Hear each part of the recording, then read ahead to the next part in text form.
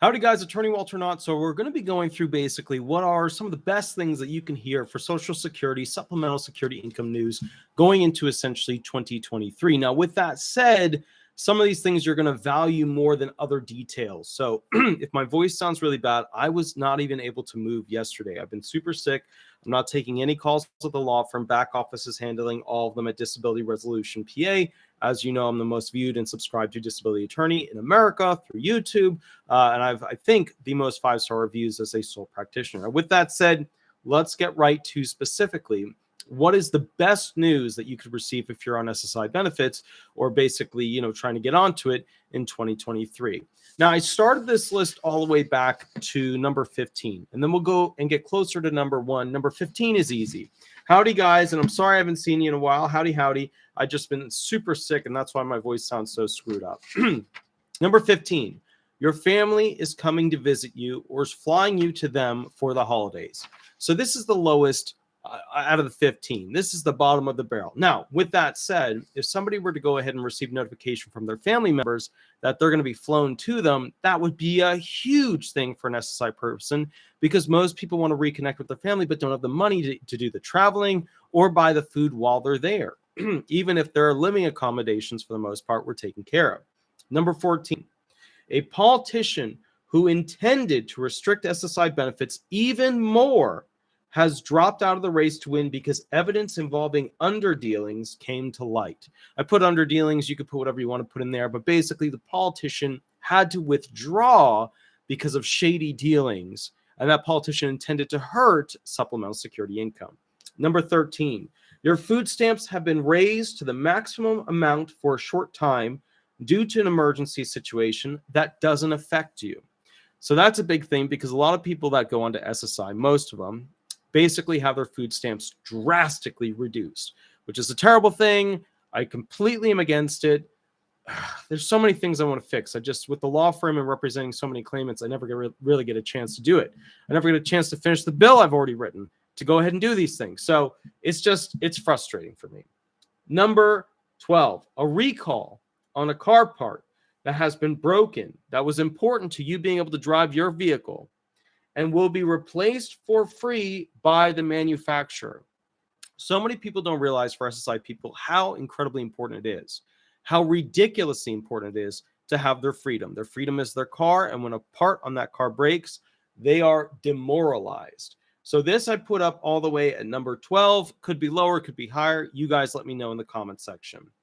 11, Medicaid will now cover your transportation costs. Now, for some people, it's automatic. Some people have to go through a whole spiel. But the bottom line is if you have to go to a medical appointment or you have to do some sort of grocery thing or Medicaid has to send somebody out to watch over you, stuff like that, then in that instance, that's a huge benefit, a huge bump for a lot of people who are receiving SSI benefits. And remember, in almost every state of the United States, Medicaid is automatically given to a person that gets SSI benefits. And remember, the most underused part of the benefits that people receive from their supplemental security income is their Medicaid benefits. Like the first thing I always tell people or try to remember to tell people once they get found disabled is go find out what your Medicaid options are that you might be able to use. There's a lot of options. You might be able to tap into one. And trust me, some of them are massive, like worth significantly more than the check you get every single month.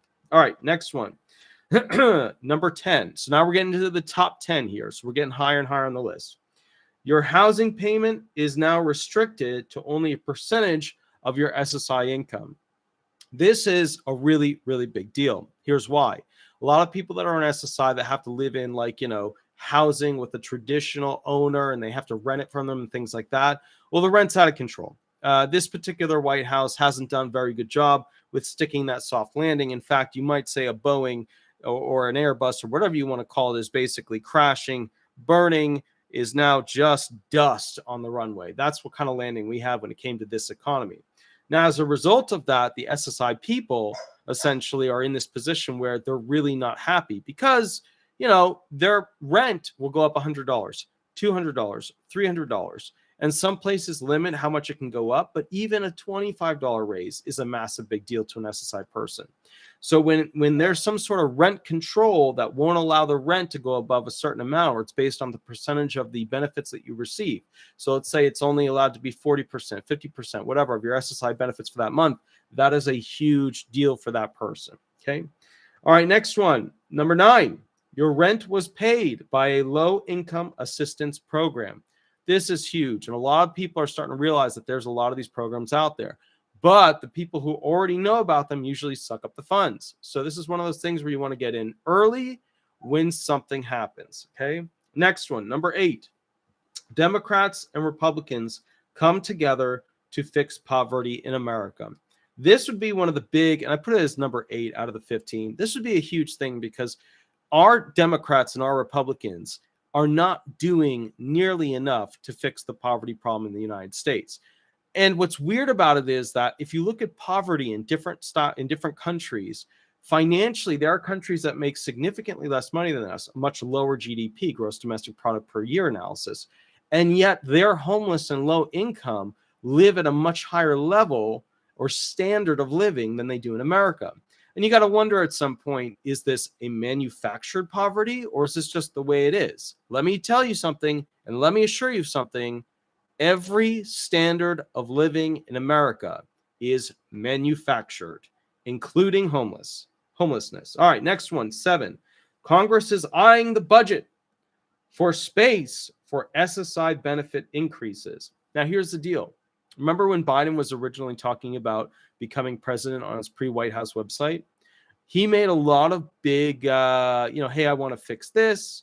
Hey, I want to fix that. Hey, I want to, get rid of the marriage penalty rule, get rid of the in-kind support maintenance restriction rule. I want to increase benefits to at least 100% of the poverty rate, 115% of the poverty rate. He made huge promises, pushing huge agendas. He has achieved 0 of those. Only restricting the 2-year CDR, that's it. Otherwise, 0 of those have been accomplished. So when people sit back and they're like, why don't you love Biden? Like he's your lost child that you haven't seen in 10 years. Well, he had a job. He's got 2 years left, less than 2 years. And the budgets are already in. So realistically, he's failed the promises that were made for SSI, SSDI, and retirement. It is what it is, guys. It is what it is. All right. So basically, that would be a big thing. If you could see Congress coming together without Biden to actually push something, I'm sure he would wet pen them. But, bottom line is, we're in a problem area with that. They're just not coming together. All right. Number 6, Congress has increased the resource limit to $10K from $2,000. Right. So with SSI, there's that $2,000 resource limit, right? You can't have too many cars. You might go over the 2K. You can't have, a house and an RV. That RV might be worth over 2K. You do any of that stuff, you're not getting benefits. So they even had the shot to raise it recently with the budget meetings before they finalized it from 2,000 up to 10K. They chose not to, not just the Republicans, but the Democrats as well, because it was a slippery slope. Oh.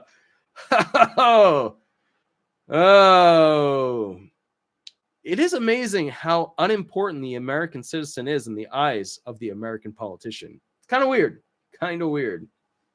Number 5, Congress has abolished the marriage penalty rule. If Congress were to do this, and they could still do it.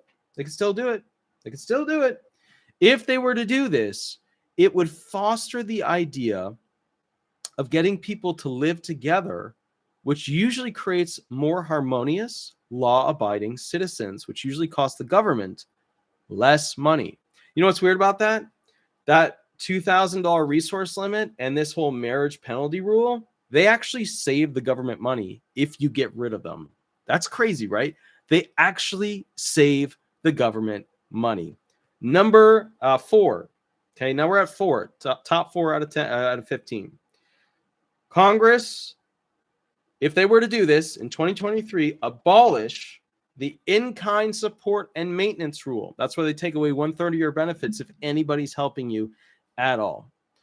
So here's the weird thing. Once again, if they were to abolish that rule, the government would actually save money. The amount of time it takes for the government to analyze your accounts, constantly check in on your accounts, constantly search your online accounts, constantly look at what's going on to see if there's any fraud.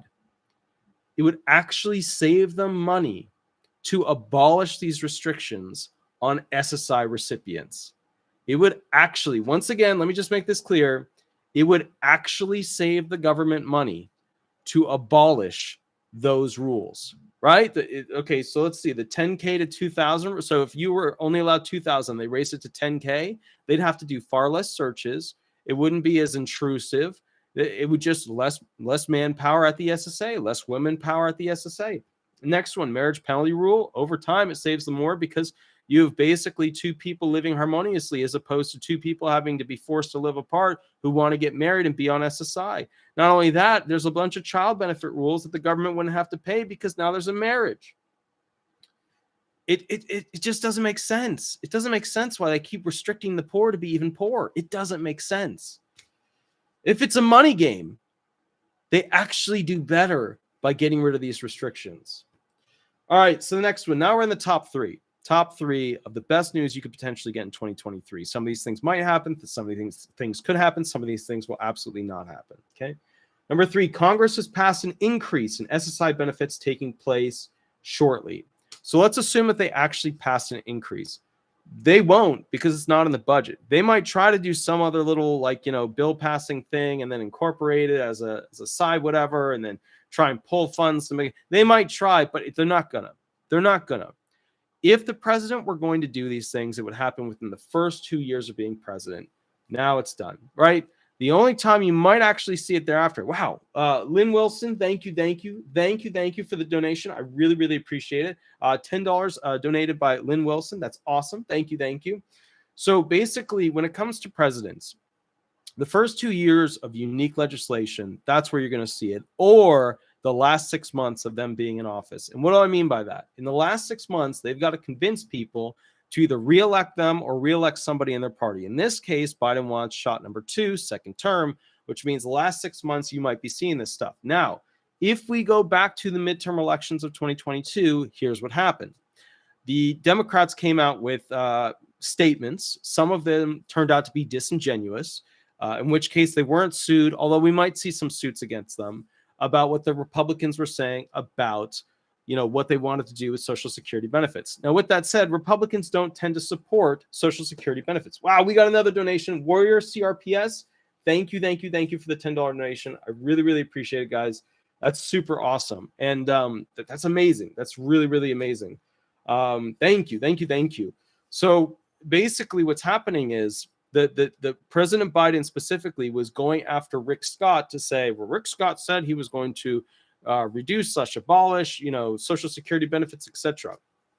And basically, no, seriously, Warrior, that's a super big help. That's an amazing help. I really appreciate it. And that's awesome. So what's happening is the president said, hey, Rick Scott was going to destroy to some degree or minimize or reduce, these Social Security benefits through this 5-year review provision that Rick Scott was talking about. But what he did was basically rattle the chains, beat the drum, and scare people on Social Security benefits without actually providing a solution to protect them or increase them or somehow get rid of some sort of restriction. So what's weird is that we had a president who made all these promises before he became president, who then did not actually, he failed. He failed at doing them. And then at the midterms, he made all these promises that the Republicans were going to do bad things to these benefits, and did nothing as a result of it. And now that means the right when you become the president, that's when you put in the new big law, or you do it within the first 2 years. Those two are now off the options, right? So now we look at the last moment where a president could do that, and that's the last 6 months. And within the last 6 months, you might see President Biden come out with increases for SSI, increases for SSDI, increases for retirement, stuff like that. But he's had 2 shots so far to do it, and he has failed or been disingenuous both times. So my faith in him is totally blown. It's totally blown. I have zero faith in this guy to actually do something correct when it comes to these disability benefits. Now, when it's coming down the line, the problem here is that you don't have a good Republican support there for them. And the Democrats that do support it are actually pretty limited. There's only like fewer than a fit on my hand that actually really support this stuff, write bills for this stuff and push it. Most of them sign up onto it as like, you know, I believe in this, I support it, but a lot of them aren't pushing it. It's only a small group, as many as would fit on my fingers. All right. So I mean, as 5, there's like 5-ish. All right. So basically, will Congress pass an increase in SSI benefits 2023? Highly unlikely. It's not in the budget. They have to have special rules to do it, all that stuff.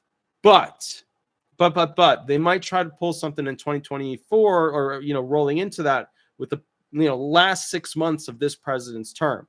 Because let's call like it is. His numbers, they're very low. People are not digging him, okay? Number 2 on our list of the top 15, you have 1 SSI benefits with a CDR date specified. So this is like the second best news you could receive in essentially 2023. But there's a caveat. They're going to review you in so many years thereafter. Could be a 12-monther, could be a 36-monther, you know, or could just be random. Could totally be random. And so the reality of it is, you know, you got benefits, but you also know in the not too distant future, you might lose the benefits as well, which would suck and not be pleasant. Okay. Now, number 1 out of all of them, number 1 of the most, absolutely the most top 15 best news that you could get for supplemental security income benefits in 2023 would be that you have 1 SSI benefits and no CDR date has been specified. Usually this is reserved for people where they know de facto, without a doubt, that the, you know, impairment is only going to get worse and worse and worse. So going and doing a medical review on this person is very waste of time. It is not going to render them showing that you're no longer disabled. However, as medicine progresses, right, we're seeing more and more CDR reviews, and we're seeing more and more CDR reviews because people are getting healed from things that normally they would not be healed from. I would say this. I used to get a percentage of people who were getting kicked off of benefits of around 25% of the calls that would come in on a daily basis to the law firm, right? Now, we're getting about 50% of the phone calls coming to the law firm being people who were kicked off of disability benefits. The reason why is that the Social Security Administration is getting more aggressive with CDRs and CDI units, reviewing you and getting you off of the benefit train.